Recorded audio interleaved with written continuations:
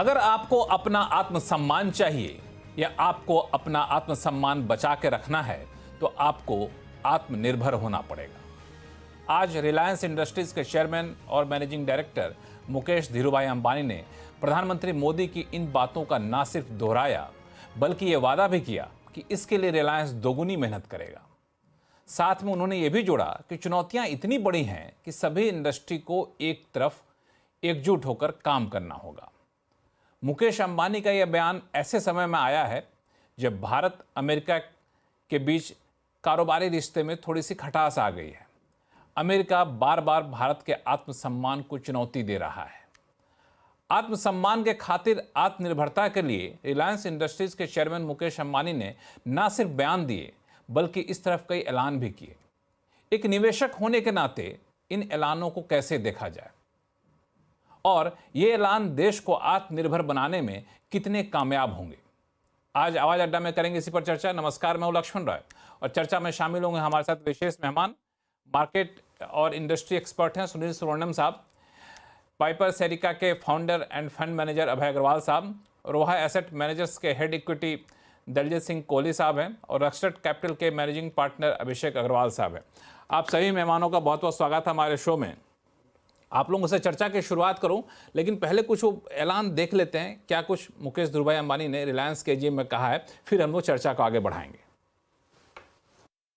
India must gain greater economic strength and do so with a sense of urgency. Our Prime Minister, Shri Narendra Modi ji, rightly exhorted us in his Independence Day speech that the yardstick of Atma Samman, self-respect, is Atmanirbharta, self-reliance. India must become self-reliant to the maximum extent in key technologies, critical industries, and other vital sectors of the global economy. Throughout our history, Reliance has contributed to this mission of building a strong India, a Balwan Bharat. I assure our respected Prime Minister that Reliance will follow his command with redoubled efforts, that the per capita income of Indians could rise 4 to 5 times within the next 2 decades, making India not just a prosperous nation, but also a more equal nation. And more importantly, India need not copy any foreign model. We have the ability and the responsibility to create an India-first model of development. This model will use deep tech to bring prosperity and security to India, improve the quality of life of each and every Indian, and protect the environment. This model will also harmonize technology with democracy, economy with culture, spirituality with science, and national aspirations with friendship across all nations. This is the collective dream of nearly 1.5 billion Indians to build a nation that leads with both prosperity and compassion. To announce the formation of a new wholly owned subsidiary of Reliance called Reliance Intelligence. This new company is conceived with 4 clear missions. 1, to house India's next generation AI infrastructure. Reliance Intelligence will build gigawatt scale AI-ready data centers powered by green energy and engineered for training and inference at national scale. Work has already begun on the gigawatt scale AI-ready data centers in Jamnagar. These facilities will be delivered in phases aligned to India's growing needs, powered by Reliance's new energy ecosystem and purpose-built for AI training and inference. 2, to house global partnerships. Reliance Intelligence will bring the world's best tech companies and open source communities together with Reliance's deep domain expertise and execution strength to deliver performance, leadership, resilient supply, and India-first compliance for AI. 3, to build AI services for India. Reliance Intelligence will deliver trusted, easy-to-use AI services for consumers, small businesses, and enterprises, and solutions for sectors of national importance, such as education, healthcare, and agriculture. reliable at scale and affordable for every Indian. And 4, to house talent for AI. Above all, Reliance Intelligence will create a home for world-class researchers, engineers, designers, and product builders, combining the speed of research with the rigor of engineering so that ideas become innovations and applications, providing solutions to India and the world. Today, it is my proud privilege to announce that Jio is making all arrangements to file for its IPO. We are aiming to list Jio by the first half of 2026, subject to all necessary approvals. I assure you that this will demonstrate that Jio is capable of creating the same quantum of value as our global counterparts. I am sure that it will be a very attractive opportunity for all investors. तो ये आप सुन रहे थे मुकेश धीरूभाई अंबानी को, जो कि Reliance AGM में बोल रहे थे। उनके कुछ स्पीच के कुछ हाइलाइट्स थे और इसकी शुरुआत करते हैं इस पे चर्चा की सुनील स्वर्णम साहब आपसे, कि ऐसे समय में मुकेश धीरूभाई अंबानी का ये सारे बयान आए हैं जब अंतर्राष्ट्रीय स्तर पे बहुत सारी चुनौतियां रही हैं और उन्होंने साफ तौर से कहा कि हमें आत्मसम्मान के लिए आत्मनिर्भर होना पड़ेगा और रिलायंस इसके लिए दोगुनी मेहनत करेगा।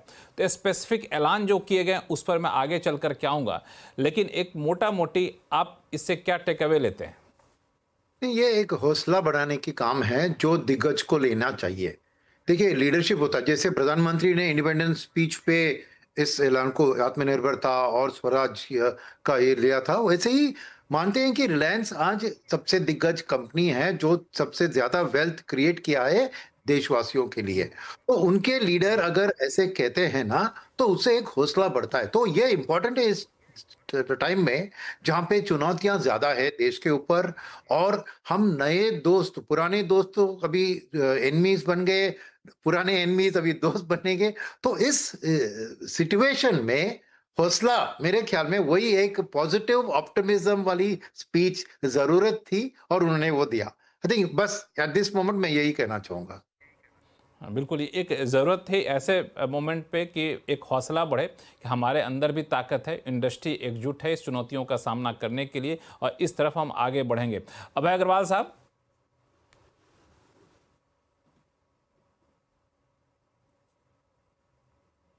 जी लक्ष्मण जी। हाँ, आप कैसे देख रहे हैं इस पूरे एजीएम में जो सारे आई थिंक एजीएम में जो उन्होंने कहा और उसके पहले भी जो कह रहे हैं, ये ऐसा नहीं है कि एजीएम में उन्होंने कोई नई बात कही। आई थिंक जो ग्रुप का फोकस है, काफी समय से मैं देख रहा हूँ, वो बात करते रहे हैं नई टेक्नोलॉजी को अपनाने में, नए स्पेसेस में ऐसे एंटर करें जो फॉरवर्ड लुकिंग बिजनेसेस हैं, deep tech, defence tech, semiconductor, AI. तो पर ये एक बड़ा अच्छा मौका एक हमको मिल रहा है लक्ष्मण जी, क्योंकि मैंने देखा है कि जब भी देश एक किसी क्राइसिस से निकलता है, और एक मैं इसको इकोनॉमिक क्राइसिस कहूंगा जो अभी यूएस ने हम पे टैरिफ लगा के क्रिएट किया है, कि या तो आप घुटने टेक दीजिए अपने जैसे दूसरे देशों ने टेक दिए, या फिर आप टैरिफ ज्यादा दीजिए। तो आई थिंक जो हमारा स्टैंस है, अच्छी बात यह है कि पॉलिटिकल पार्टीज से लेके कॉर्पोरेट लीडर्स तक सबने एकजुट होके इसको सपोर्ट किया है, और मार्केट्स पे प्रेशर जो भी रहे, पर मुझे लगता है कि जैसे रिलायंस के चेयरमैन ने आज कहा और एक कमिटमेंट दिखाई कि नई टेक्नोलॉजीज की तरफ, मेरे लिए सबसे बड़ी बात थी जो उन्होंने अनाउंस किया, गीगावाट एआई जो डेटा सेंटर बनेगा, जिसके लिए अभी भी हमारी कंपनी जो है बाहर के डेटा सेंटर्स पे डिपेंडेंट है प्रोसेसिंग के लिए, तो वो हम इंडिया में कर पाएंगे। आई थिंक वही एक बहुत बड़ी उपलब्धि है। तो ओवरऑल मैं कहूंगा बहुत पॉजिटिव है ये जो कमिटमेंट है, जॉइंट कमिटमेंट है between corporate sector leaders and political leadership. अगर ये साथ में चल सके और हमारा कंजम्पशन मार्केट वैसे ही इतना बड़ा है, तो मुझे लगता नहीं कि हमें किसी भी टैरिफ से या किसी से भी डरने की जरूरत है। बिल्कुल, ये एक बहुत बड़ी बात आपने कही। दलजीत सिंह कोहली साहब, एक निवेशक होने के नाते अगर हम इस एजीएम को देखें तो हमें सबसे ज़्यादा एक्साइटमेंट किस बात को लेकर होना चाहिए? जी लक्ष्मण जी, आई थिंक जो एक लीडर है वो अगर लीडर की तरह बिहेव करे तो बहुत अच्छा लगता है, और रिलायंस ने आज वही करके दिखाया है। ये एक कॉर्पोरेट लीडरशिप का जो रोल उनके पास है, उन्होंने आज वो बताया है। और जो ये न्यू एज टेक्नोलॉजी के बारे में पिछले 2-3 साल से लगातार बात कर रहे हैं, उसमें काफी काम भी चल रहा है, न्यू एनर्जी के ऊपर भी काफी काम कर रहे हैं। अभी ये इंटेलिजेंस के बारे में, एआई के बारे में जो बात किया, आई थिंक अब आने वाला जो सेंचुरी है वो ये सब चीजों की ही है। और उसमें अगर कोई अपना बहुत बड़ा लीडर, कॉर्पोरेट लीडर, अगर वो उसमें लीड लेके और एक लीड बाय एग्जाम्पल जिसको कहते हैं वो करेगा, तो वो बाकी लोगों के लिए भी बहुत मोटिवेशनल होता है। और इन्वेस्टर्स के लिए तो ये एक अच्छा संकेत है ही कि हम जो हमारा सबसे बड़ा कंपनी है वो एकदम आगे के बारे में सोच रहा है, तरक्की के बारे में सोच रहा है, जो डेवलपमेंट्स हो रही हैं उसको अपना रहा है। क्योंकि नॉर्मली हमने देखा है कि जो बहुत बड़े बेहमत होते हैं, जो बहुत बड़े लीडर्स होते हैं ना, वो नॉर्मली बहुत स्लो होते हैं अडॉप्ट करने में। और रिलायंस ने उसको एकदम अपोजिट प्रूव किया है कि जो ऑयल कंपनी थी, जो ओल्ड एज कंपनी कह सकते हैं, कमोडिटी कंपनी, उससे कन्वर्ट करके एकदम न्यू एज कंपनी के बारे में बात करना, और जो लेटेस्ट टेक्नोलॉजीज, इनफैक्ट जो आने वाली अगले 10 साल 20 साल जो लीड करेंगी टेक्नोलॉजी, उसको अपनाना। तो आई थिंक ये एक बहुत बड़ा लीडिंग एग्जाम्पल है, और ये एक बहुत बड़ा केस स्टडी भी है कॉर्पोरेट वर्ल्ड के लिए कि अगर आप चाहो तो आप बहुत कुछ कर सकते हो, depending upon your leadership. Leadership ने बहुत अच्छे से ये दिखाया है, और मुझे लगता है कि इन्वेस्टर्स को ये बहुत पसंद आएगा। नहीं, बिल्कुल आपने सही कहा कि एक बहुत बड़ी कंपनी होती है तो आमतौर पे नई टेक्नोलॉजी को अडॉप्ट करने में, समय के हिसाब से बदलने में समय लगता है। चूँकि लगता है हम तो बहुत बड़े लीडर हैं, हम जो कर रहे हैं वो अच्छा कर रहे हैं, हमें सामने वाला स्वीकार करेगा। लेकिन रिलायंस के साथ एक अच्छी बात ये रही कि सिर्फ अभी नहीं, समय के साथ, समय से पहले जो अपकमिंग टेक्नोलॉजी है, जो अपकमिंग ट्रेंड है, उसको बहुत जल्दी अडॉप्ट कर लेती है। यही वजह एक लीडर था और लीडर कंपनी बनी भी रही है और भविष्य में रहेगी, इस बात का दावा भी किया जा रहा है यहाँ पे। अभिषेक अग्रवाल साहब, मैं आपसे थोड़ा सा समझना चाहूँ मैं कि इस पूरे में एक इन्होंने जो ऐलान किया, जिसकी बात अभी दो पैनलिस्ट ने पहले किया कि एआई को लेकर बड़ा ऐलान हुआ, इस कंपनी को या फिर इस वर्टिकल को कैसे आप देख रहे हैं कि रिलायंस इंटेलिजेंस एक बनाने की बात की गई है, जहां पूरी दुनिया खासतौर से आईटी सेक्टर एआई से परेशान है और एआई को लेके तमाम तरह के आशंकाएं जताई जा रही थी कि नौकरी चली जाएगी, ये हो जाएगा, वो हो जाएगा, लेकिन एआई पर बहुत बड़ा फोकस किया जाएगा। इसको आप कैसे देख रहे हैं, इस ऐलान को? देखिए, मुझे लग रहा है जब भी रिलायंस कोई अनाउंसमेंट करता है, और आप अगर पास्ट में जाके इनकी हिस्ट्री देखेंगे, जब भी इन्होंने कोई ऐसे प्रोजेक्ट्स की अनाउंसमेंट की है, वो हमेशा उसे एक स्केल पे लेके ही इम्प्लीमेंट करते हैं। इसका मतलब ये भी होता है कि उसका जो इम्पैक्ट है, वो आम जनता, आपके जैसे मेरे जैसे और भी जो लोग हैं, वो फील कर पाती है, या वो रिलेट कर पाती है, या कहीं ना कहीं एंड यूजर भी हो पाती है। सो इस तरह से अगर देखें तो ये बहुत अहम मूव है। दूसरी बात है कि ग्लोबली एआई की जो रेस चल रही है, और अब इस रेस में तो क्लियर कट विनर्स भी कहीं ना कहीं स्टैंड आउट होते हुए जा रहे हैं। वहां पे मुझे लग रहा है कि इंडिया एक बहुत ही अच्छे यूनिक पोजीशन पे है, जहां पे हमारे पास, जो वैसे भी हम टेक साइड में एक समय तक काफी लीड लेके, इस पूरी दुनिया के हिसाब से अगर हम बात करें तो टॉप 3 कंट्रीज में हम आते हैं, तो वहां पे एआई की भूमिका तो इंडिया लेवल पे बहुत मैटर करती है।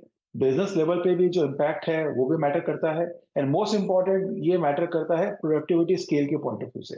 एंड वहां पे रिलायंस जैसी कंपनी जब अगर पूरे इंफ्रास्ट्रक्चर के साथ आती है, क्योंकि यहाँ पे सर मैटर एक सॉफ्टवेयर डेवलप करने का नहीं है, बल्कि बैकएंड के अंदर में भी जो है, जो चीजें लगती हैं वो इंपॉर्टेंट है। आप देखिए, रिलायंस एक लौटी ऐसी कंपनी है दुनिया की जहाँ पे जिस तरह के पार्टनरशिप ग्लोबल स्केल पे इन्होंने कर रखी है, जैसे कि हम माइक्रोसॉफ्ट की बात कर रहे हैं, जैसे कि हम मेटा की बात कर रहे हैं, वो आपको कहीं और देखने को नहीं मिलेगी इस स्केल ऑफ कंपनीज में। तो यहाँ पे उन्होंने एक राइट पार्टनर्स को भी अपनी तरफ अलाइन कर रखा है, and at the same time खुद की भी इनकी कैपेबिलिटी है इसे बिल्ड करके हैंडल करने की। तो ऑल ओवर अगर मैं इसे देखूं तो ये एकदम विन विन सिनेरियो बनने वाला है। और बिल्कुल सही है जो जी जी ने कहा कि अगर लीडर लीडर की तरह ही काम करे तो अच्छा लगता है। एंड जहाँ इंडिया एक एज अ प्रॉक्सी हम देख रहे हैं कि रिलायंस भी एक प्रॉक्सी टू इंडिया ग्रोथ है, वहां पे रिलायंस का इस स्टेप अप करना बड़ा ही इंपॉर्टेंट है, मुझे ऐसा लगता है, और ये आगे जाके इंडिया को बहुत बड़ा बेनिफिट भी देगा। आगे जाके बहुत बड़ा बेनिफिट ही देगा। और आपने बहुत अच्छी बात कही कि रिलायंस जब भी कुछ करता है तो एक बड़ा स्केल पे करता है और सिर्फ ये आर्टिफिशियल इंटेलिजेंस ही नहीं है, एक बड़े स्किल की बात है। बड़े पैमाने पर जिस तरीके के मेटा के साथ यहाँ पे करार किया गया और कई सारे करार का ऐलान किया गया। सुनील सुब्रमण्यम साहब, इसको आप पूरे रिलायंस ग्रुप के में इस जो नई कंपनी का ऐलान किया गया रिलायंस इंटेलिजेंस, और सिर्फ ऐलान ही नहीं किया गया बल्कि इसके आसपास के कई सारी चीज़ों को भी ऐलान किया गया, जैसे कि एआई मिशन के लिए मेटा गूगल के साथ पार्टनरशिप किया गया, जियो फ्रेम जैसे एआई वाले स्मार्ट ग्लास को लॉन्च करने का ऐलान किया गया। तो इसको आप कैसे देख रहे हैं? मैं देख रहा हूँ ना, एक सोचिए कि कुछ 20 साल पहले कंप्यूटराइजेशन जब आया था बैंकिंग सिस्टम के अंदर, तो कितना डरावट था कि इतनी नौकरी चली जाएगी, कंप्यूटर काम करेगा तो बैंक क्लर्क की क्या जरूरत होगी, ये होगी। आज सिचुएशन है कि बैंक की एम्प्लॉयमेंट उससे 3-4 गुना बढ़ चुकी है और कंप्यूटराइजेशन भी हो चुकी है। तो एआई का भी वही सिचुएशन है। और रिलायंस में क्या दो चीज है, एक उनके पास फ्री कैश फ्लो है निवेश करने के लिए, क्योंकि इस तरह की चीज में जब निवेश करते हो ना तो रिटर्न शायद टेल एंडर में होता है, यानी 2-3 साल नुकसान के बाद एकदम उसके बाद प्रॉफिट। और जीआई की हर सिटी में, चाहे वो जीआई मोबाइल पे हो या जियो रिटेल पे हो, उनका यही सोच होता है कि मैं अपने फ्री कैश फ्लो को यूज करके, इस्तेमाल करके मैं बिल्ड करूंगा एक स्केल के लेवल पर। तो फर्स्ट चीज वो है कि मेरे लिए उनके इन हाउस जो कंपनी के ग्रुप है उसके अंदर ही इसका इम्प्लीमेंटेशन के उनके लिए एक टेस्ट ट्यूब की तरह है। तो एआई का इम्प्लीमेंटेशन पहले वो अपनी कंपनियों में करेंगे, उसके हिट्स और मिसेस देखेंगे और फिर इसको वर्ल्ड वाइड एक्सपैंड करेंगे। तो सेकंड बात ये है कि जो बात कही थी ना स्केल, पर स्केल खाली आप देखिए एक पार्टनरशिप जो अभी इन्होंने भी कहा था, अभय ने भी कहा था कि पार्टनरशिप के रूट अपनाने से क्या होता है कि वर्ल्ड की जो ऑलरेडी वर्ल्ड ने कुछ तरक्की किया है तो उसको स्ट्रेट अवे इंडिया को लाकर और ग्लोकलाइज करे, यानी ग्लोबल को लेके लोकलाइज करना, वो है ये अहमियत जो रिलायंस दिखाएगी इसमें। और मेरा मानना है कि इंडिया का रास्ता अलग होगा, हमें कोई चीन का रास्ता या अमेरिका का रास्ता फॉलो करने की जरूरत नहीं है। हम अपना रास्ता जो हमारी तरफ जो रिक्वायरमेंट्स है, जैसे हमारी लेबर सप्लाई हमारे पास ज्यादा है, उसको सही तरह से इस्तेमाल करना और लोकल चीजों के ऊपर सेल्स करना। तो ये सब चीज मेरा मानना है कि अगर एक दिग्गज जैसे रिलायंस लीड लेती है और जिसके पास पार्टनरशिप्स प्लस कैश फ्लो है, तो ये मेरे लिए बहुत बड़ी अच्छी खबर है कि देश की तरक्की के लिए, ये इकोनॉमी के लिए भी बहुत बढ़िया एक चीज होगी। इसमें थोड़ा सा और मैं आपसे चाहूँगा ये बताना कि अगर संभव हो बता पाएँ कि इस रिलायंस इंटेलिजेंस से इन हाउस अगर कहें, अलग अलग कई सारी कंपनियां हैं, उसमें से सबसे ज़्यादा पोटेंशियल कहाँ दिख रहा है कि आप इन हाउस इसको यूज़ कर सकते हैं, उसका बेनिफिट आपको मिलता हुआ दिखे? मुझे लग रहा है कि उनके रिलायंस रिटेल में, क्योंकि वो मास प्रोसेस सिस्टम्स होती है, राइट, जब उनको पूरे देश को कवर करना है तो एआई के जरिए वो जो रीच करते हैं, तो मेरे लिए ये जियो रिटेल में सबसे बड़ा इसका एक इम्पैक्ट होगा। क्योंकि बाकी के जो बिजनेस है ऑयल टू कंज्यूमर में तो ज्यादा वो तो ओल्ड एज बिजनेस है, ग्रीन एनर्जी में वो अपनी तरफ से कैपेक्स की जरूरत है, मगर और फाइनेंशियल सर्विस में देखें तो ऑलरेडी वर्ल्ड एआई को अडॉप्ट कर रही है, ब्लैक रॉक के साथ टाइप हो गया, तो उस रास्ते पे जाएंगे। तो रिटेल में मेरे को लगता है कि इसका सबसे बड़ा इमीडिएट इम्पैक्ट दिख सकता है। रिटेल में सबसे ज़्यादा इम्पैक्ट दिख सकता है। अभय अग्रवाल साहब, अगर एआई से अलग हट के देखें तो मुझे लगता है कि सबसे ज़्यादा चर्चा हुई वो आईपीओ को लेकर के, कि जियो का आईपीओ लेकर के आएंगे फर्स्ट हाफ में नेक्स्ट फाइनेंशियल ईयर। ये कितना एक्साइटिंग है रिटेल इन्वेस्टर्स के लिए और बाकी इन्वेस्टर्स के लिए? जी बिल्कुल, मैं लक्ष्मण जी उस बात का आपका जवाब दूँगा, पर मैं एक जो एआई का आपने सवाल पूछा था, मैं इसको एक दूसरी तरह से इसको अप्रोच करना चाहूँगा। वो ये है कि जो मुकेश जी ने कही बात, उन्होंने 2 शब्द यूज़ किए कि जो इंटेलिजेंस कंपनी बन रही है एआई की, वो ट्रेनिंग और इन्फरेंसिंग के लिए बन रही है। और ट्रेनिंग और इन्फरेंसिंग हमारी जो कंपनीज़ हैं, स्टार्टअप्स भी हैं, बड़ी कंपनीज़ भी हैं, जो अभी कर रही हैं, उनको जाना पड़ता है विदेशी सर्वर्स पे, डीपसीक या चैट जीपीटी ऐसी कंपनीज को बहुत ज़्यादा पैसे देने पड़ते हैं अपने मॉडल्स को ट्रेन करने के लिए। आप सेमीकंडक्टर कंपनी है, स्पेस टेक कंपनी है, सॉफ्टवेयर कंपनी है, सैस कंपनी है या फिर साइबर सिक्योरिटी कंपनी, आपको मॉडल्स ट्रेन करने हैं तो उसके लिए बहुत खर्चा लगता है, क्योंकि ये जो बाहर की जो कंपनीज हैं वो टोकन जनरेट करती हैं बहुत महंगे प्राइस पे। तो ये एक गीगावाट जो गीगा स्केल जो बनेगा इसका सेंटर एआई का जो इन्फ्रेंसिंग और ट्रेनिंग के लिए, वो मुझे लगता है भारतीय जो कंपनीज हैं जो एआई टूल्स डेवलप कर रही हैं अपने बिजनेस के लिए उनके लिए एक बहुत बड़ी बेनिफिट होगा उनको कि वो इंडिया में ही और इंडियन कॉस्ट पे, और आई एम श्योर रिलायंस करेगा तो कॉस्ट पर्सपेक्टिव उसमें बहुत होगा। तो जो हमारा एआई इनिशिएटिव है एज अ कंट्री, और इसमें जॉब लॉस की बात जाने दीजिए क्योंकि उसकी तरफ नहीं जा रहे हैं। हम देख रहे हैं कि नए प्रोडक्ट्स, नए टूल्स, ऑटोमोबाइल इंडस्ट्री है उसको एआई टूल्स क्रिएट करने हैं। हमारा खुद का एक डेटा सेंटर हो ऐसा जो ट्रेनिंग ऑफ मॉडल्स और इन्फ्रेंसिंग कर पाए, तो मुझे लगता है ये पूरे सेक्टर को बेनिफिट होगा जो पूरा एआई टूल यूज करना चाहता है। तो मुझे लगता है ये बहुत बड़ी अनाउंसमेंट है। जो दूसरा आपने सवाल पूछा, डेफिनेटली एक मार्केट में उत्साह होगा और है भी कि एक नई लिस्टिंग होगी। उन्होंने कहा पहले 6 महीनों के अंदर हो जाएगी अप्रूवल्स आते-आते। तो एक इतना बड़ा लिस्टिंग होती है मार्केट में तो मार्केट कैप जो है देश का वो वैसे ही बढ़ता है, और एक अपॉर्चुनिटी मिलती है। अभी एक स्केर्सिटी वैल्यू है, सिर्फ एक listed pure play telecom company है। एक और आएगी तो मार्केट उसको डेफिनेटली वेलकम करेगा। मुझे लगता है एक वैल्यू अनलॉकिंग है एक तरह से रिलायंस के शेयर होल्डर्स के लिए। तो इसको और ये दिखाता भी है कि कंप्लेसेंसी नहीं है ग्रुप में, कंटिन्यूअसली रिवॉर्ड करना चाहते हैं शेयर होल्डर्स को अलग-अलग तरीके से। जियो फाइनेंशियल की लिस्टिंग हुई थी, उसके बाद अब जियो इसकी लिस्टिंग है, उसके बाद शायद रिटेल की लिस्टिंग होगी। तो हर तरह से वैल्यू अनलॉकिंग है जो ग्रुप में होती रहेगी। आई थिंक इसका भी कॉन्फिडेंस है अब इन्वेस्टर्स में। ये वैल्यू अनलॉकिंग है, ये एक बड़ी चीज़ है। दलजीत सिंह कोहली साहब, ये वैल्यू अनलॉकिंग किसको फ़ायदा पहुंचाएगा? Company, retail investors, institutional investors, इसको कैसे देखना चाहिए हम लोगों को? लक्ष्मण जी, जब वैल्यू अनलॉकिंग होगी तो सभी स्टेक होल्डर्स को फायदा होगा। तो इंस्टीट्यूशन भी जो होल्ड कर रहे हैं, जो रिटेल इन्वेस्टर है, जिसके पास भी शेयर होगा, अब वो ऑब्वियसली एक्चुअल कंटूअर्स डील के क्या होंगे वो जब आएगी डील तब पता चलेगा। बट डेफिनेटली रिलायंस ने हमेशा पहले भी अपने शेयर होल्डर्स को बहुत अच्छे से रिवॉर्ड किया है और इन्वेस्टर्स को ये उम्मीद बहुत समय से थी, क्योंकि जब से जियो आया है सबको पता है कि अल्टीमेटली ये लिस्ट होना ही है, अलग से एक अलग कंपनी बनेगी और ये लिस्ट होगा ही। तो वो अब पिछले एजीएम में भी कई बार ये बात चली थी कि भाई शायद इस बार कुछ अनाउंसमेंट होगा। आई थिंक दिस टाइम वो एक्सपेक्टेशन फुलफिल हुई है। तो अब वैल्यूएशन पे डिपेंड करेगा, जब जिस समय लिस्ट होगी उस समय होगा।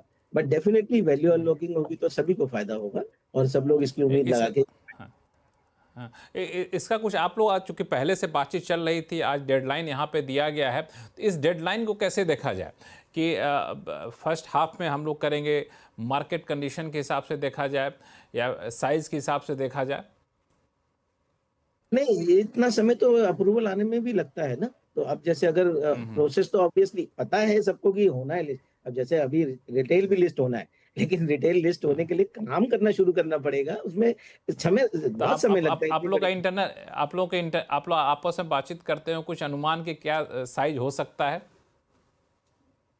मैं नंबर्स नहीं बात करना चाहूंगा, क्योंकि हम लोग एक्चुअली ज्यादा फोकस करते हैं स्मॉल और मिड कैप पे। ऑफ कोर्स इंटरनली काम करते हैं, बट क्योंकि हमारा कोई कवरेज नहीं रहता है और हम लोग सेल साइड रिसर्च तो है नहीं जो एग्जैक्टली रिपोर्ट निकालते हैं इस पे, तो I think it is better not to comment on that. Abhishek Agarwal साहब, इस जियो के आईपीओ, इसको आप कैसे देखते हैं, इस ऐलान को? मुझे लग रहा है शायद ये पहले हो जाता, बट अभी अगर हम देखें इंटरनेशनली जिस तरह की अभी पॉलिटिक्स चल रही है या ट्रेड वॉर चल रहा है, थोड़ी अनसर्टिनिटी जो बनी हुई है, उसको लेके मुझे लग रहा है कि ये एक्चुअली इस तरह का अनाउंसमेंट थोड़ा नेक्स्ट ईयर के फर्स्ट हाफ में हम कर रहे हैं। बिकॉज देखिए कोई भी लेवल पे आपको एक फॉरेन कैपिटल तो साथ में लगता ही है जब इतने बड़े साइज की आईपीओ आती है, और जिस तरह का एक्सोटस हम देख रहे हैं एफआई की सेलिंग का जो लास्ट 4 महीने से चल रही है, तो उसको रहते हुए मार्केट के सेंटिमेंट को रिस्पेक्ट करते हुए मुझे लग रहा है कि ये थोड़ा एक तरह से एकदम ही डेफिनेटिव नहीं हुआ, बट हाँ एक क्लैरिटी है कि आप नियर टर्म में ये होते हुए देख रहे हैं। नियर टर्म में ये होते हुए देख रहे हैं। इसमें सुनील स्वर्णम साहब, आईपीओ से अलग हट के अगर मैं आपसे पूछना चाहूँ तो कई सारे कह सकते हैं नए सेगमेंट में अपना फुटप्रिंट रिलायंस बढ़ाएगा, चाहे ग्रीन एनर्जी की बात हो या फिर बाकी चीज़ों की बात हो। तो इसके आधार पर क्या माना जाए, जो अलग अलग सेगमेंट है जहाँ पर रिलायंस अब तक अपना कारोबार करता रहा है, अब दूसरे सेगमेंट में जा कर के ट्रेडिशनल कारोबार पर फोकस कम रखा जाएगा या फिर दोनों पर पैरेलल रख पाएंगे? क्या लग रहा है मैनेजमेंट कमेंट्री से? नहीं, बिल्कुल पैरेलल रख पाएंगे, क्योंकि ऑलरेडी उन्होंने अपनी सक्सेशन प्लान में स्प्लिट कर दिया है कि लड़की कौन सी दिखेगी, लड़के ये कौन सी दिखेगा और दूसरा लड़का क्या करेगा। तो ये सब क्लैरिटी आ गई है। मगर खास चीज क्या है कि वो ओल्ड प्लस न्यू दोनों को साथ में, यानी उनके घोड़े में दो घोड़े का ये चैरियट है। ये ऐसा नहीं कि न्यू में गए तो पुराने को भूल गए, नहीं, मगर इसको क्लियरली और यहीं पे ये आईपीओ की बात इंपॉर्टेंट होती है। क्योंकि आज क्या हो रहा है ना, अब कोई भी सेक्टोरल फंड लीजिए, उसमें रिलायंस का होना जरूरी होता है, क्योंकि वो हर सेक्टर में शामिल होगा तो उस सेक्टर में वो आ जाएगा। तो अल्टीमेटली क्या है आपको कि एक उसका एनर्जी इंडेक्स में उसका तो बड़ा शेयर है क्योंकि ऑयल कंपनी है, मगर हर दूसरे इंडेक्स में भी वो शामिल होता है। तो इट्स मुश्किल की चीज होती है क्योंकि उसका वैल्यू एम्बेडेड वैल्यू कहते हैं इसको, हर बिजनेस का अलग जज करके कितना होना चाहिए। अब ये सेपरेट कर रहे ना, वो बहुत अच्छी बात है क्योंकि विभिन्न सेक्टर के इंडेक्स में एक प्योर प्ले उस सेक्टर की कंपनी आ जाएगी, तो प्राइस डिस्कवरी भी बहुत बढ़िया होगा। तो मेरा मानना है कि ये ऐसी अनलॉकिंग जो करना चाहिए उनको जितने जल्द हो सके, और शायद इसलिए आज मार्केट में 2% का गिरावट आया उनके शेयर में, क्योंकि डिसअपॉइंट हुई थी मार्केट कि जियो का आईपीओ को नेक्स्ट ईयर तक टाल दिया गया है। तो सभी की इच्छा है कि रिलायंस अपने अलग अलग बिजनेस में वन, पर सेकंड बात आपको याद रखना चाहिए कि वो एक एग्जिस्टिंग बिजनेस में एंटर करती है तो उधर वो कंपटीशन को वाइप आउट करती है। जब नए बिजनेस में जा रही है तो उधर कंपटीशन नहीं है, यही रास्ता खोल रही है उधर, राइट। तो इसीलिए ये बहुत महत्वपूर्ण है कि कौन से सेक्टर जाके रिटेल में जाएंगे तो बहुत सारे रिटेल प्लेयर्स है, टेलीकॉम में जियो आएगा तो ऑलरेडी भारतीय एयरटेल लिस्टेड है। तो यहाँ पे वो इंटरेस्टिंग चीज होगी कि वो एग्जिस्टिंग बिजनेस को कैसे प्राइस करेगी और नए बिजनेस को कैसे प्राइस करेगी। तो वो एक बहुत दिलचस्प वाली बात हमें देखना पड़ेगा इस आईपीओ के सिलसिले में। ये काफ़ी इंटरेस्टिंग पॉइंट होगा जो हमें देखना पड़ेगा। अभय अग्रवाल साहब, इन्होंने जो कहा इसी के दौरान बता दूं कि यहाँ पे एक वैल्यू क्रिएशन रोड मैप पूरा एक दिया मुकेश अंबानी ने कि कैसे हम पूरा वैल्यू क्रिएशन करने वाले हैं, एग्जिस्टिंग बिजनेस को बचा कर रखेंगे, बाकी हम लोग नए सेगमेंट पर फोकस कर रहे हैं। ये मान के चला जाए कि रिलायंस के पूरे ग्रोथ प्लान का एक की फोकस एरिया रहेगा ये। बिल्कुल रहेगा। और आप ग्रुप की हिस्ट्री देख लीजिए, शुरू हुआ है जब से मुकेश जी ने इंचार्ज बने, उसके पहले भी वो बड़ी बेट्स करते हैं। टेलीकॉम बड़ी बेट थी, मतलब ऐसा सेक्टर जहां पे आप बिलियंस ऑफ डॉलर की वैल्यू क्रिएट कर सके। छोटे प्लेस करके कोई फायदा नहीं है क्योंकि कंपनी का मार्केट कैप अभी 200 बिलियन डॉलर के करीब है। तो आई एम श्योर वो भी ये सोच रहे हैं कि कैसे ये 200 बिलियन 400 बिलियन बनेगा। 400 बिलियन बनाने के लिए बड़ी बेट्स लेनी पड़ेंगी जो 50-100 बिलियन डॉलर ऐड करें मार्केट कैप के। तो ये करना उनके लिए भी जरूरी है कि जो एग्जिस्टिंग बिजनेस हैं वो तो ग्रो होंगे, पर उसके साथ जो बड़े और एडजेसेंसीज हैं, नए बिजनेस कैसे कैप्चर करें जो अगले 5 साल में 50-100 बिलियन डॉलर का मार्केट कैप एडिशन कर पाएं। तो ये जो सारे अनाउंसमेंट हैं, एनर्जी बड़ा स्पेस है, एआई इंफ्रास्ट्रक्चर बड़ा स्पेस है, और तो ये डेफिनेटली सोच समझ के ही उन्होंने किया है कि कैसे मार्केट कैप उनकी डबल होगी और कैसे ये नए जो एडिशंस हैं बिजनेसेस के वो एक बड़ा पार्ट ड्राइव करेंगे नए मार्केट कैप का। हालांकि उन्होंने एक चीज और कही कि गोल्डन डिकेड जो 2027 तक है तब तक रिलायंस इंडस्ट्रीज का पूरा एबिडा जो है वो डबल से ज्यादा हो जाएगा। तो कहां से ज्यादा पोटेंशियल आपको दिख रहा है वैसे? नहीं, देखिए कोर बिजनेस तो है ही, वो तो फायर कर ही रहे हैं अंडर प्रेशर। आप देखिए जो भी है, जो ऑयल O2C बिजनेस जिसको हम कहते हैं, ऑयल टू कंज्यूमर बिजनेस, वो एक कैश काउ है और वो काफी सपोर्ट भी करता है ग्रुप की बैलेंस शीट को, क्योंकि जो ग्रुप की डेट है जिससे उन्होंने बाकी बिजनेसेस क्रिएट किए जो जिनको शुरू में काफी जरूरत थी फाइनेंशियल सपोर्ट की, वो O2C बिजनेस ने किए। सो आई थिंक O2C बिजनेस जो है वो डेफिनेटली ग्रो करता रहेगा और अभी उसमें ग्रोथ कम है, पर मुझे लगता है कि उनका फोकस रहेगा कि कैसे ग्लोबल एक्विजिशंस की तरह ऐसे समय में जबकि फॉसिल फ्यूल का मार्केट डिप्रेस्ड है उसको बढ़ा सकें। दूसरी तरफ नए बिजनेसेस जो हैं, जो अब नए जियो टेलीकॉम इंडिपेंडेंट होगा तो उसमें क्या नए बिजनेसेस कर सकते हैं। तो आई थिंक मिक्स होगा सारे बिजनेसेस का और एक तरह से वो ग्रोथ सारे ओल्ड प्लस न्यू सब ग्रोथ ड्राइव करेंगे। अब ये सारे ग्रोथ ड्राइव करें। दलजीत सिंह साहब, ये चूंकि डबल करने की बात यहाँ पे की है एबिडा को 2027 तक, बाकी नंबर भी निकल करके सामने आए हैं। आप नज़र डालें यहाँ पे एक इन्वेस्टर्स के लिए किस तरह का इंडिकेशन है यहाँ पे? तो देखिए मेरे ख्याल से नॉर्मली जो इस तरीके का गाइडेंस नहीं देते हैं और ये एक बहुत ब्रॉड गाइडेंस जो दिया है ये बहुत अच्छा इंडिकेशन है मार्केट के लिए भी समझने के लिए कि किस ओर में जा रहे हैं। तो रिलायंस की अगर हम हिस्ट्री देखें, ये हमेशा लमसम में ही चलते हैं, 5-5 6-6 साल लगातार केपेक्स चलता है, 3 साल 5 साल, और फिर सडनली कुछ पीरियड 2 साल 3 साल ऐसे आते हैं जब बहुत बड़े नंबर्स आते हैं। तो पहले भी हमने देखा जैसे टेलीकॉम में काफी समय तक इन्वेस्टमेंट चलता रहा, फिर एकदम 2-3 साल अच्छे नंबर, बड़े-बड़े नंबर्स आए। तो सेम चीज अभी यहाँ पर, क्योंकि अभी हम देखें जो पिछले 2 साल 3 साल पहले जो अनाउंसमेंट किए थे सोलर में और जो न्यू एनर्जी के जो बाकी अनाउंसमेंट्स थे, उसमें काफी कुछ अब जो है वो कमर्शियलाइजेशन स्टेज पे आने वाला है। तो कुछ इस साल, कुछ अगले साल में आने वाला है। तो आई थिंक उनका जो बेनिफिट है वो हमें अगले साल 26 में कुछ दिखना शुरू होगा, वहां से नंबर बढ़ना शुरू होंगे। O2C तो अपना जो कैश का है वो तो चल ही रहा है, और जो ये वैल्यू अनलॉकिंग होगी टेलीकॉम से, ये अपने आप को देगा। आप देखिए तो इन्होंने अब टेलीकॉम में जो कम्पिटिटिव इंटेंसिटी कम हो गई, तो वहां से भी एक बड़ा EBITDA नंबर आना शुरू हो गया, और ये और आगे बढ़ेगा। एयरटेल तो इसी उम्मीद पे ही बैठे है ना, ये बढ़ाएंगे तो हम भी बढ़ाएंगे। तो इसी तरीके से यहाँ भी चल रहा है। तो मतलब ये हुआ कि अगले 2 साल में जो पिछले 3 साल का केपेक्स है वो बेनिफिट मिलने वाला है, प्लस ये जो जो सेपरेट लिस्टिंग होगी उसका एडवांटेज मिलेगा, और ये सब मिला करके जो नए एनर्जी जो पोर्शंस हैं वहां पर आपको अच्छा बेनिफिट मिलेगा। तो ये सब मिल करके आपका ये जो एबिडा का पाथ है वो बहुत क्लियर है, और आई थिंक उस हिसाब से अगर हम देखें तो यहाँ से भी एक बहुत अच्छी अपॉर्चुनिटी है रिलायंस में बाई करने की। जो हमारे फोकस फंड में नहीं है, क्योंकि हमारा फंड छोटा स्मॉल कंपनीज के लिए है, बट अगर किसी का मैंडेट ऐसा हो कि बड़ी कंपनी ले सकते हैं, तो this is a very good time to manage.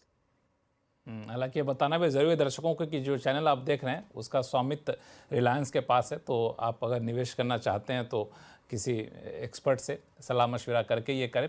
एक चीज़ और, हालांकि आप निवेशक होने के नाते दलजीत साहब बता रहे थे, लेकिन सच पूछे तो मेरा इंटरेस्ट जो है एक कंज्यूमर होने के नाते यहाँ पे ज़्यादा दिख रहा है। जियो फ्रेम का जो ऐलान इन्होंने किया है, जियो फ्रेम मैं पिछले दिनों गया था स्टॉकहोम या कहीं याद नहीं आ रहा कौन से देश में गया था, तो वहाँ एक कंपनी के यहाँ गया था, तो उन्होंने दिखाया था कुछ इस तरह का ग्लास उन लोगों ने इन्वेंट किया था, बड़ा इंटरेस्टिंग था। मतलब देखने से लगता था कि दुनिया इतनी बदल जाएगी, मुझे नहीं पता था। अब रिलायंस ने यहाँ पे जियो फ्रेम का ऐलान किया है जो AI वाला स्मार्ट ग्लास रहेगा।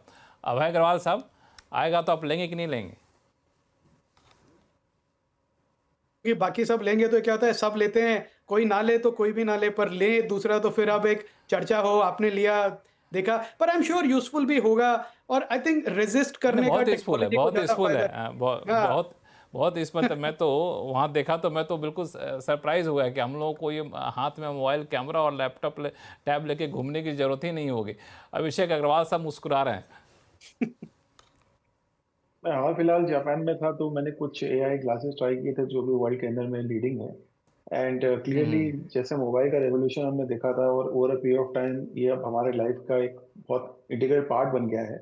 मुझे लग रहा है कि अब उसी तरह से आप AI का एक्चुअल कंज्यूमर प्ले ग्लासेस में देखेंगे। दूसरी बात है, रिलायंस ये इसलिए कर पा रहा है बिकॉज मेटा, जो कि इस पर्टिकुलर डोमेन के अंदर में बहुत एग्रेसिवली इन्वेस्टेड है, और उन्होंने इधर एक तरह से लीड आप कह सकते हैं ले चुके हैं। उन्होंने रेबैन के साथ एक पार्टनरशिप की है, जिसकी वजह से एक उन्होंने ऑलरेडी 2 साल से जो ये रेबैन के ब्रांड के थ्रू बेच रहे हैं, उधर उन्हें बहुत बड़ा वैलिडेशन जो है वो मिला। और क्योंकि मेटा एक पार्टनरशिप ऑलरेडी लेके बैठा हुआ है रिलायंस के साथ, इसलिए वो इन्होंने इंडियन मार्केट में एक्सटेंड कर दिया through Reliance. So that means आज अमेरिका में रेबैन इतना प्रोमिनेंट ब्रांड है, और उसके थ्रू ऑलरेडी बहुत बड़ा वॉल्यूम बिक रहा है। इंडिया के अंदर में अफोर्डेबल प्राइसिंग, क्योंकि अभी भी ये इतनी अफोर्डेबल नहीं है। अगर आप ग्लोबल पेयर ग्रुप को अगर देखें, वहां पे रिलायंस का तो मॉडल ही है कि वो प्राइसिंग इतनी परफेक्ट करते हैं कि वो रिटेल लेवल पे एक्सेप्टेबिलिटी आती भी है, और फिर मास स्केल पे जब उसे अडॉप्ट होता है तो फिर उसका इम्पैक्ट आप एक्चुअल देखते हैं यूज केस पे। तो उस तरह से अगर देखें तो ये अब क्योंकि अब रिलायंस इधर आ चुके हैं, तो बहुत जल्द अब इंडिया के मार्केट के लिए रियलिटी होगी। और क्योंकि Meta as a technology partner already एक लेवल पे अचीव कर चुका है अपने टेक्नोलॉजी के प्रूवेनेस को, सो ये बहुत अच्छा कोलैबोरेशन इंडिया के लिए मुझे होता हुआ दिख रहा है।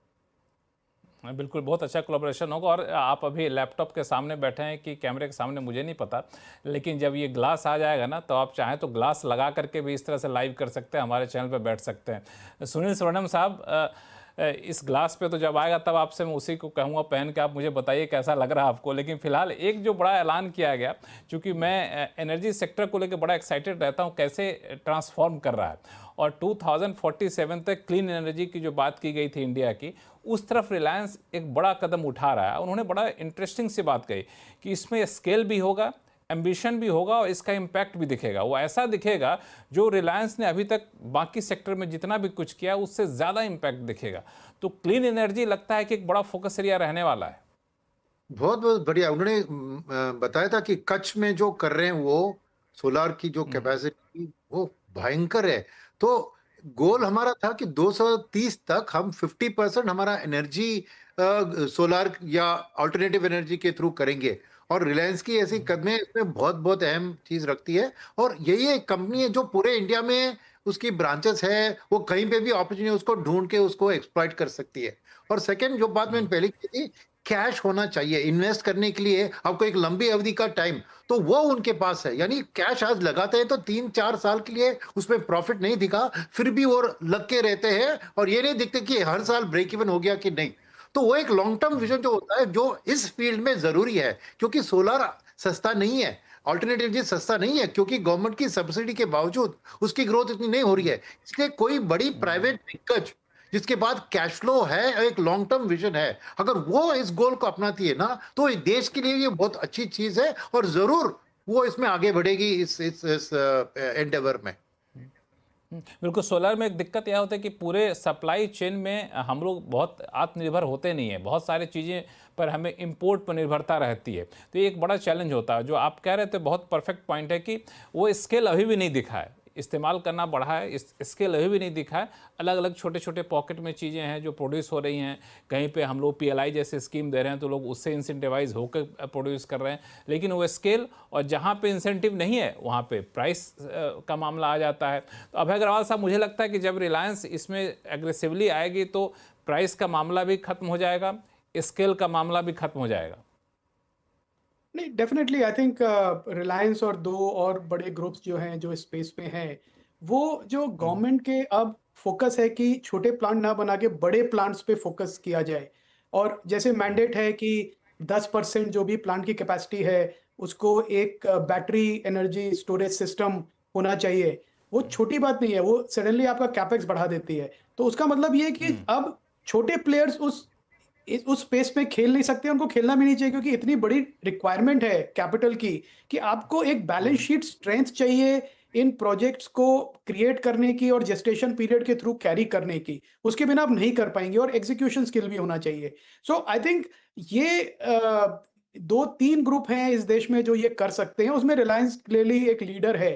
तो जो भी रेगुलेटरी रिक्वायरमेंट है और जो क्वालिटी की रिक्वायरमेंट है और डिस्ट्रीब्यूशन साथ में होना चाहिए, ये एक इंटीग्रेटेड प्ले है। और मुझे लगता है कि एक इतना बड़ा सेगमेंट है, ग्रोथ सेगमेंट है अगले 10, 15, 20 साल के लिए, तभी रिलायंस को भी अट्रैक्ट कर रहा है कि इसमें हम अच्छी वैल्यू क्रिएट कर सकते हैं। तो मुझे कोई डाउट नहीं है कि जो भी ये करेंगे 100% उसमें सक्सेसफुल रहेंगे।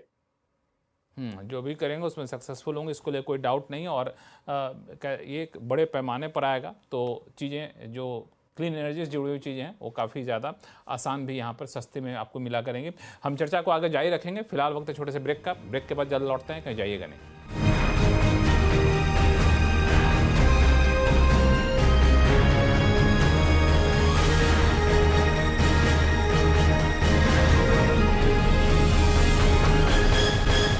ब्रेक के बाद एक बार फिर से आपका स्वागत। हम लोग चर्चा कर रहे हैं कि रिलायंस के AGM से जो बातें निकलकर सामने आई उसके क्या मायने निकाले जाएं।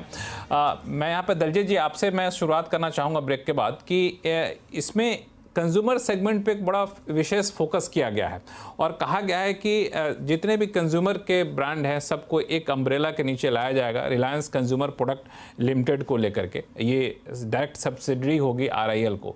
तो इसके पीछे आप क्या मकसद देख रहे हैं और क्या हासिल करना चाहती होगी कंपनी? ये बहुत अच्छा मूव है आई थिंक। और ये काफी समय से कुछ इन्वेस्टर्स बात भी कर रहे थे कि भाई अलग अलग सब्सिडरीज हैं, कुछ रिलायंस वेंचर में है, कुछ रिलायंस रिटेल में है। तो उसमें क्या होता है कि आपको पता नहीं चलता है कि कौन सी चीज कहाँ जा रही है, कौन सी कंपनी या कोई ब्रांड किस में है।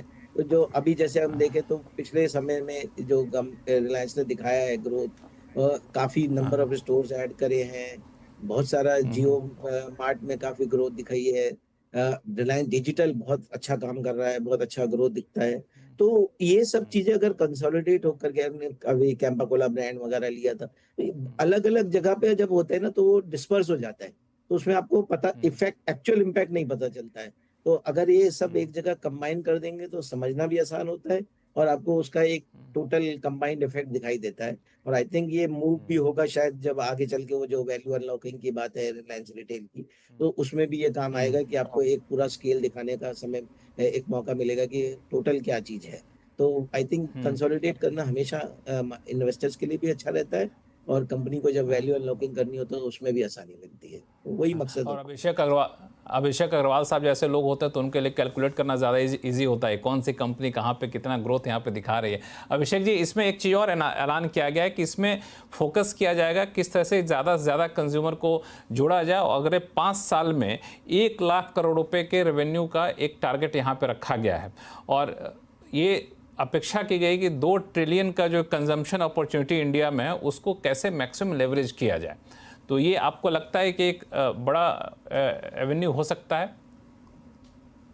ये बिल्कुल हो सकता है। और अगर हम इम्पैक्ट की बात करें या आगे पॉपुलेशन सर्व की बात करें, क्योंकि अब देखो आप, अभी हम जियो की बात कर रहे थे, 50 करोड़ उनके पास सब्सक्राइबर है, 150 करोड़ टोटल पॉपुलेशन है इंडिया की, तो 1/3 पॉपुलेशन को तो आप एक पर्टिकुलर बिजनेस से ही आप कर रहे हो यहाँ पे। उसके हिसाब से अगर हम बात करें तो यहाँ पे वो नंबर इससे भी बड़ा हो सकता है, पहली बात। दूसरी बात है, आप रिलायंस का एक पैटर्न देखेंगे तो हमेशा वो तब आती है जब एक लेवल का इंफ्रास्ट्रक्चर बन चुका होता है देश में। आप रिटेल में देखें, आप टेलीकॉम में देखें, वहां पे ऑलरेडी इनकम्बेनेंट्स थे, और एक लेवल की एक्सेप्टेंस आ गई, और फिर स्केल करने के समय, एक सही तरीके से स्केल करने के समय जो मार्केट की नीड बन जाती है कि आप सडनली एक तरह का स्केल, हमें बहुत हाइपर ग्रोथ चाहिए और वहां पे बहुत बड़े पैसे भी लगाने हैं और बहुत जल्दी फास्ट पेनिट्रेट भी करना है, वहां पे जो है रिलायंस बहुत ही जबरदस्त तरीके से मैनेज कर पाता है। सो 100% ये जो है ये होता हुआ दिख रहा है। और क्योंकि इंडिया ऑलरेडी उस स्टेज पे है, तो stage is set for them to actually scale and get the most out of it. So मैं ज्यादा कुछ सरप्राइज नहीं हूँ कि नंबर के हिसाब से आपको लगता है बहुत एडवेंचरस या एग्रेसिव है, but at the same time देश के जो फंडामेंटल्स है वो इस तरह से, अभी अगर आप देखेंगे जो भी ऑनलाइन कंपनी जैसे जेप्टो है, बिग बास्केट है, और उनके अगर आप वॉल्यूम्स देखेंगे तो आपको दिखेगा कि बिल्कुल अभी जो इंडिया स्टार्ट किया है, अभी तो और इसे स्केल होना बाकी है साइज में, तो वहां पे रिलायंस जैसे प्लेयर की यहाँ पे जरूरत भी है, और इससे मार्केट बढ़ेगा, कम नहीं होगा। मार्केट बढ़ेगा, कम नहीं होगा। हालांकि मैं तो सबसे ज़्यादा एक्साइटेड हूँ कैंपा कोला को लेकर के, चूँकि मैं शुरुआती दिनों में दिल्ली के मोती नगर इलाके से, अगर आप में से कोई वाकिफ़ हो तो वहाँ पे कैंपा कोला की बड़ी पुरानी फैक्ट्री होती थी, वो बंद हो गई थी जहाँ तक मुझे याद है, आज से 20-25 साल पहले की बात है। तो उसको रिवाइव किया गया, वो मुझे आज भी जहन में याद है कि वो एक होता है ना, पुरानी चीज़ें कई बार याद हो जाती हैं, तो उसको रिवाइव करने की बात यहाँ पे की गई है, और उसका एक रोड मैप भी दिया गया है। तो ये मैं सुन रहा था, बड़ा गौर से सुन रहा था। सुनील जी, कैंपा कोला आपने पिया कि नहीं पिया कभी अपने ज़माने में? हाँ बिल्कुल, 1977 नया वाला नहीं, पुरानी वाली बात कर रहा हूँ। पुराने में 1977 में जब कोका कोला को धक्का दिया था जनता पार्टी गवर्नमेंट ने, जब 777 कोला और कैंपा कोला, राइट, तो ये दोनों चीजें यहाँ पर थे ना, चॉइस ही नहीं था। तो मैं तो 17 साल की उम्र में था, तो बहुत ढेर सारा कैंपा कोला पीता हूँ मैं और उसका अभी भी याद है मुझे, Campa Cola all the days करके एक गवर्नमेंट का सॉन्ग क्या नहीं। मगर ये जो आपने बात किया ना कंज्यूमर का, दो मैं कारण देख रहा हूँ इधर लॉन्ग टर्म विजन से। एक है ये अपना सक्सेशन प्लान में उसको एक सक्सेसर को देना चाह रहे हैं ना, तो नेचुरली उसको कंसोलिडेट करना जरूरी है ताकि पार्टीशनिंग में झगड़ा ना हो। तो वो क्लियर विजन है। सेकेंड चीज मैं देख रहा हूं कि जैसे ऑयल टू कंज्यूमर में वो end to end vertical integration और हॉरिजॉन्टल इंटीग्रेशन उन्होंने किया, वही वो कंजम्पशन स्पेस में भी करेंगे। तो क्या होगा कि अल्टीमेटली आपको रिलायंस रेफ्रिजरेटर से लेकर सब रिलायंस ब्रांड की प्रोडक्ट बिकेगी। तो वो एंड टू एंड मैन्युफैक्चरिंग से लेकर फाइनल कंजम्पशन का पूरा वैल्यू चेन को कैप्चर कर लेंगे। तो इसलिए उसको अलग रख उसका एक स्ट्रैटेजी बनाना बहुत बहुत जरूरी है। यही मैं देख रहा हूं इस चीज में अंदर उसका स्केल का विजन। जो हमारी डेमोग्राफिक डिविडेंड की बात है, ये डेमोग्राफिक अपॉर्चुनिटी को एक्सप्लॉइट करने की एक स्ट्रैटेजी है। मुझे लगता है कि ये लॉन्ग टर्म में तो बहुत दूर की बात है, शॉर्ट टर्म में भी इमीडिएट इम्पैक्ट दिखेगा, क्योंकि जिस तरीके से सरकार जीएसटी रिफॉर्म लाना चाहती है, जीएसटी कट होगा तो कंज्यूमर सेगमेंट जितना अफोर्डेबल होगा तो डिमांड इसकी यहाँ पे काफ़ी ज़्यादा बढ़ेगी। अभय अग्रवाल साहब। जी, बढ़नी चाहिए। देखिए, आप चाइना के मार्केट से कंपेयर करें तो चाइनीज़ मार्केट है लार्जली डोमेस्टिक ब्रांड्स पे चलता है। मतलब जो एमएनसी ब्रांड्स आए पहले हैं, कॉम्पीट करते हैं, पर अक्रॉस कैटेगरीज़ आप देखेंगे तो डोमेस्टिक जो प्रोडक्ट्स हैं, डोमेस्टिक ब्रांड्स हैं, वो डिक्टेट करते हैं अक्रॉस सेक्टर्स, डिस्क्रिशनरी और non discretionary consumption, FMCG products को भी। तो आई थिंक हमारा भी जो मार्केट है, मुझे लगता है अब उसी रास्ते जा रहा है कि एक समय था जब हम कहते थे कि एमएनसी प्रोडक्ट है तो अच्छा है, मतलब उसकी क्वालिटी अच्छी है। अब वो चेंज हो रहा है। अब वो परसेप्शन जो है कि सिर्फ एमएनसी की क्वालिटी अच्छी है, वो चेंज हो रही है। अब लोग ट्राई कर रहे हैं डोमेस्टिक प्रोडक्ट्स, डोमेस्टिक ब्रांड्स बन रहे हैं, और जो डी2सी और इंटरनेट की वजह से, यूपीआई पेमेंट की वजह से एक बहुत बड़ा बढ़ावा मिला है डोमेस्टिक ब्रांड्स को। सो आई थिंक ये रिलायंस का भी जो फोकस है उसी डायरेक्शन में है, पर इसको मैं थोड़ा देखना चाहूँगा, इसको डेवलपमेंट होते क्योंकि रिलायंस एक नई चीज़ सीखेगा ये एफएमसीजी प्रोडक्ट्स को, क्योंकि as a large group B to B का जेनेसिस रहा है उनका, और एक डीएनए को चेंज करके डी टू सी कंपनी बनना इतना आसान नहीं होता है। कर सकते हैं क्योंकि बहुत एंटरप्रेन्योरियल हैं, पर ये एक देखना होगा जब जैसे-जैसे ये बढ़ेगा, क्योंकि अभी भी जो उनके स्टोर्स हैं वो एक लार्ज फॉर्मेट स्टोर्स हैं सारे, और डोमेस्टिक जो आप अगर बी2सी बिज़नेस उनका देख लें, जो जियो का है, वो भी काफ़ी एंटरप्राइज़ फ़ोकस्ड है। तो पहली बार एफएमसीजी में एंट्री ले रहे हैं बड़े पैमाने पे, तो इंटरेस्टिंग रहेगा कि कैसे स्ट्रैटेजी उनकी इवॉल्व करेगी उस स्पेस में। ये बिल्कुल आपने सही कहा कि कैसे आगे बढ़ते हैं ये देखना होगा। दलजीत सिंह साहब, इसमें आप कितना पोटेंशियल देख रहे हैं इस सेगमेंट में? सो लक्ष्मण जी, इनफैक्ट अभी तक जो वर्टिकल्स हैं रिलायंस के, उसमें यही एक वर्टिकल ऐसा है रिटेल जिसमें काफी बड़ा स्कोप बचा है, क्योंकि इसमें अभी काम होना बाकी था। और समहाउ जैसे हमें सर भी बोल रहे थे कि उनका जो डीएनए था वो B2B ज्यादा रहा है, तो शायद उनको समझने में थोड़ा समय ज्यादा लग गया। बट लगता है कि अल्टीमेटली, क्योंकि अपना तो जीडीपी पूरा कंजम्पशन के ऊपर बेस्ड है, और अगर उसमें एक सबसे बड़ी कंपनी जिसके पास इतना बड़ा कैश फ्लो, इतनी बड़ी कैपेबिलिटी है, तो वो देर सवेर से उसको कैप्चर तो कर ही पाएंगे। तो इसमें कोई डाउट नहीं है हमको। हाँ, शायद समय ज्यादा लग गया, उम्मीद थी कि जल्दी कर पाएंगे, बट हो सकता है कि अब वो सीख रहे हैं। और जैसा अभी ये जो फर्स्ट स्टेप बोला कि हम कंसोलिडेट करके इन सबको एक ही कंपनी में करके करेंगे, तो हो सकता है कि मुझे लगता है उसके बाद काफी कुछ इम्प्रूवमेंट आना चाहिए। ये एक सेगमेंट ऐसा है जो अभी पूरी तरह फायर नहीं किया है, तो आई थिंक सबसे ज्यादा पोटेंशियल अभी इसमें ही है। सबसे ज़्यादा पोटेंशियल इसमें ही है। और आपने सही कहा अभी अभय साहब ने कि पहले एमएनसी वाली बात होती थी, अब ऐसा है नहीं। इतने सारे लोकल ब्रांड या फिर देसी ब्रांड आ गए हैं जो प्राइस कॉम्पिटिटिव हैं, तो लोग उसको एक्सेप्ट यहाँ पे करते हैं। अभिषेक अग्रवाल साहब, इसमें चूँकि 2-3 चीज़ें एक साथ हो रही हैं।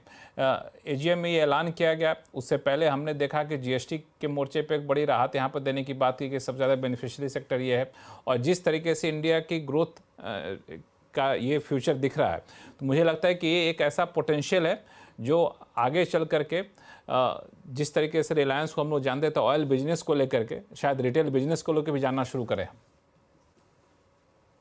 ये बिल्कुल ये होने की पॉसिबिलिटी है, बल्कि शायद ऐसा हो सकता है कि 10 साल के बाद शायद आप याद ही नहीं करें कि इसमें ऑयल भी था। बिकॉज जिस तरह का एक्सपांशन ये डिफरेंट डिफरेंट वर्टिकल्स में कर रहे हैं, उस तरह से तो जो कंट्रीब्यूशन है, जो उनके बहुत टॉप लाइन है एबिटा लेवल पे अगर आप देखेंगे तो बहुत तेजी से बदलता हुआ जा रहा है। अगर आप इसी रिलायंस के 5 साल पहले की अगर आपने एनुअल रेवेन्यूज और एबिटा देखी है, और आज की अगर आप रेवेन्यू और एबिटा देखेंगे, तो आप देखोगे कि कितनी तेजी से इतने बड़े नंबर के साथ आपका जो शेयर है वो कितनी ड्रामेटिकली बदल गया है between different businesses including retail. So retail अभी, क्योंकि ये one of the most challenging business भी रहता है, एंड यहाँ पे बहुत ज्यादा स्टैब्लिश्ड प्लेयर्स भी हैं compare to other incumbent players जो जहाँ पे रिलायंस अभी बाकी सेक्टर्स में ऑपरेट कर रहा है। इसलिए यहाँ पे थोड़ा इन्हें चैलेंजेस जरूर आएगा इन टर्म्स ऑफ प्रॉफिटेबिलिटी को इम्प्रूव करने में। स्केलेबिलिटी में नहीं आएगा, बिकॉज स्केलेबिलिटी में इंडिया के अंदर में जैसे कि कंज्यूमर ड्रिवन मार्केट है, तो बहुत स्कोप अभी भी हमारे पास है बेहतर पेनिट्रेट करने में, और रिलायंस के पास एक डिस्ट्रीब्यूशन की जो स्ट्रैटेजी रहती है वो एक्सीलेंट होती है, और वहाँ पे वो मास्टर है। तो वहाँ पे मुझे लग रहा है कि ग्रोथ तो ये कर लेंगे, बट जिस तरह का बॉटम लाइन हम बाकी बिजनेस में देख रहे हैं, यहाँ पे थोड़ा उन्हें चैलेंज होगा, बिकॉज ये थोड़ा टफ फाइटिंग वाली जगह भी होती है, बड़े बड़े प्लेयर्स भी अपने अपने बिजनेस को ऐसे छोड़ेंगे नहीं। तो उस हिसाब से मुझे लग रहा है कि यहाँ पे एक बड़ा कंट्रीब्यूशन आने में थोड़ा समय लगेगा, but yes, this business is going to be one of the very big business for Reliance in future. ये डेफिनेटली ये बात रहेगी। हाँ, क्योंकि यहाँ पे क्या है कि एक इकोसिस्टम पहले से तैयार हो रहा होगा। जियो है, अब बाकी आपके पास एलिमेंट है, तो उससे एक सपोर्ट मिल रहा होता है। इस तरह के जब रिटेल बिजनेस में आप ज़्यादा अपने आप को एग्रेसिव करते हैं तो एक चीज़ और जो मुझे बड़ा दिल को छू गया, वो नीता अंबानी ने जब ये ऐलान किया कि हेल्थ सेक्टर में और ज़्यादा आगे बढ़ करके हम काम करेंगे। उन्होंने खासतौर से रिलायंस फाउंडेशन का जिक्र किया और उन्होंने कहा कि रिलायंस फाउंडेशन जो मुंबई में 2000 बिस्तरों वाला एक मेडिकल सिटी बनाएगी। अब इस तरह की चीज़ें वाकई लोगों के लिए ठीक है, पैसे की बात, प्रॉफिटेबिलिटी की बात, निवेशक की बात एक है, लेकिन आखिरकार हम सब इंसान होते हैं, तो जब ऐसी चीज़ें होती तो लगता है कि नहीं, वाकई वो ऐसी चीज़ है जिसको हर किसी को इसकी ज़रूरत है। तो आप लोग इसको कैसे देखते हैं? सुनील सुवर्णम साहब, आपसे।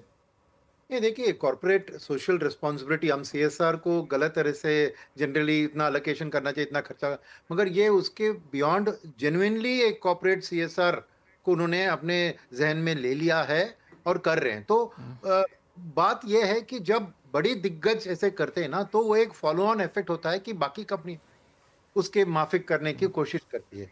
तो मेरा एक लीडरशिप इस जगह में दिखा रहे हैं, वही सबसे इंपॉर्टेंट चीज मैं मानता हूं। क्योंकि जब से अमीर लोग, जब वो बिल गेट्स की तरह, देखिए जितना उनका बिल गेट्स फाउंडेशन काम करता है सीएसआर एरिया में पूरे वर्ल्ड में, वैसे ही इन्होंने भी अपना एक विजन सोचा है कि हमें गिव बैक टू सोसाइटी करना है, और ये एक बहुत अच्छी डायरेक्शन है। और इसीलिए उन्होंने अलग इसको कंपनी से अलग के उनके वाइफ को दिया है, नीता जी को दिया है कि ये आप आगे लेकर बढ़ा दिए। और बहुत बहुत इंपॉर्टेंट है, क्योंकि एक जो कहते हैं ना, पब्लिसिटी के लिए भी ये एक जो कहते हैं ना, जब खाली ग्रीड ड्रिवन कॉर्पोरेट नहीं है, हम सोसाइटी को भी आगे हमारे साथ बढ़ा के लेके जाना चाहते हैं। ये मैसेजिंग बहुत इंपॉर्टेंट है। और सबसे इम्पोर्टेंट ये होता है कि अगर हमारा समाज, जिस सोसाइटी में हम हैं, जिस सोसाइटी में हम काम कर रहे हैं, वो अगर संपन्न है तो हमारे लिए भी अच्छा होता है उस संपन्न सोसाइटी में अपने आप को ग्रो कर पाना। वहाँ पे कोई अड़चने हैं तो फिर ये अड़चने ऐसा नहीं कि हम बिल्कुल आइसोलेट होकर किसी साइलोज में बैठे हुए हैं, हम ग्रो करें और बाकी चीज़ ग्रो ना करें या संपन्न ना हो तो हमें दिक्कत होगी। ये एक सामान्य सिद्धांत है। मुझे लगता है कि उसकी तरफ भी एक बड़ा कदम इसको माना जा सकता है। दलजीत सिंह कोहली साहब, ये कितनी बड़ी राहत होगी या फिर कितना बड़ा कदम कहेंगे कि इस तरह के मेडिकल सिटी, हॉस्पिटल की सुविधा का मुहैया कराया जाना? बहुत जरूरी है लक्ष्मण जी। हम सब जानते हैं कि कितना हमारे यहाँ स्केर्सिटी है हेल्थ इंफ्रास्ट्रक्चर की, और उसमें अगर एक बहुत बड़ी कंपनी आकर के आगे आकर के और अच्छा इन्वेस्टमेंट करके उसको एक बड़ा स्केल पे बना सकती है, तो वो सबके लिए बहुत फायदेमंद होगा, सब पूरे समाज के लिए उसकी बेनिफिट होगी। मैंने खुद ने देखा है इनका ये जो है, मुंबई में जो HN सेंटर है, जो पहले कोई और ट्रस्ट चलाता था, अभी रिलायंस चलाता है, तो रिमार्केबल डिफरेंस मुझे दिखा पिछले 4-5-7 साल में। और the quality of medical support that they give, जो डॉक्टर्स हैं, जो इंफ्रास्ट्रक्चर है, तो आई थिंक अगर इसी तरीके के जो दिग्गज लीडर्स हैं, जो बड़ी कंपनियां हैं, अगर वो सपोर्ट करेंगी ये इंफ्रास्ट्रक्चर को, इसकी तो रिक्वायरमेंट बहुत ज्यादा हमारे देश में है ही, हम सबको पता है कि कितना बुरा हाल है। और जस्ट इंसिडेंटली हॉस्पिटल एक ऐसा सेक्टर है जिसमें आज की डेट में जो लिस्टेड कंपनीज है वो 99% जो है वो PE ओन्ड है, प्राइवेट इक्विटी ओन्ड है। और उससे आप समझ सकते हैं कि उनका मोटिव ही क्या है। तो उस सबके वैल्यूएशन भी हम देख रहे हैं कि क्या कहाँ जा रहे हैं, तो वो एक अलग चीज है। बट आई थिंक ये एक ह्यूमन एंगल बहुत जरूरी एंगल है। और जब आप इतने बड़े देश के इतने बड़े लीडर होते हो, एक बड़ी कॉर्पोरेट सिटीजन हो, तो आपने जो अपनी जिम्मेदारी को समझा, आई थिंक वो बहुत सराहनीय है। हालांकि मुझे लगता है कि ये बाकी लोगों के लिए भी एक ये होता है कि चलो इस कंपनी, इतने बड़े लीडर ने ये कदम उठाया, तो बाकी लोगों के लिए भी एक प्रेरणा का स्रोत बनता है। अभय अग्रवाल साहब। बिल्कुल। और ये एक चीज़ रिलायंस फाउंडेशन की आपने बात करी, मैंने काफ़ी क्लोजली देखा है रिलायंस फाउंडेशन को, क्योंकि कुछ मेरे दोस्त हैं जो वहाँ पे सीनियर इन्वॉल्व हैं। तो हेल्थ एक तरफ है, पर दूसरी तरफ जो उनका कमिटमेंट है स्पोर्ट्स डेवलपमेंट में और एजुकेशन में at grass root level NGOs के थ्रू, वो भी रिमार्केबल है। तो आई थिंक सिर्फ हेल्थ ही नहीं लक्ष्मण जी, मैं कहूँगा कि ऐसे 3 बड़े स्पेसेस हैं जहाँ पे उन्होंने काफ़ी कमिटमेंट किया है और काम किया है, और आई थिंक उसका फ़ायदा भी दिख रहा है हमें। तो आई थिंक उसी को वो स्केल अप करेंगे, हेल्थ, एजुकेशन, स्पोर्ट्स, काफ़ी बड़ी बात होगी पूरी सोसाइटी के लिए, क्योंकि आप एक इंक्लूसिव ग्रोथ की हम बात करते हैं, वो सिर्फ सरकार के ऊपर नहीं छोड़ सकते कि सरकार ग्रास रूट पे डेवलप बिल्कुल। करे और इंडस्ट्रियलिस्ट अपना काम करे। तो आई थिंक एक बहुत बड़ा कमिटमेंट है, और जो इनकी एग्जीक्यूशन कैपेबिलिटी है वो सबने देखी है। तो मुझे लगता है कि उस उन कॉजेज़ को भी वो उसी तरह एक बड़े लेवल पे लेके जाएँगे। बिल्कुल, आपने स्पोर्ट्स की बात कही, इस पे भी उन्होंने कहा कि 2036 में जो ओलंपिक होना है उसकी मेज़बानी करनी चाहिए भारत को, इसका भी समर्थन यहाँ पर किया है। तो सिर्फ बिजनेस ही नहीं बल्कि एक सोशल सेक्टर में भी बहुत सारी चीज़ें यहाँ पे हो रही हैं, और जिसका असर हम लोग देख सकते हैं, चारों तरफ देखने को मिले। आप सही मेहमानों ने समय निकाला हमारे लिए, इसके लिए बहुत बहुत धन्यवाद। आवाज़ अड्डा में फिलहाल इतना ही। देखते रहिए CNBC आवाज़।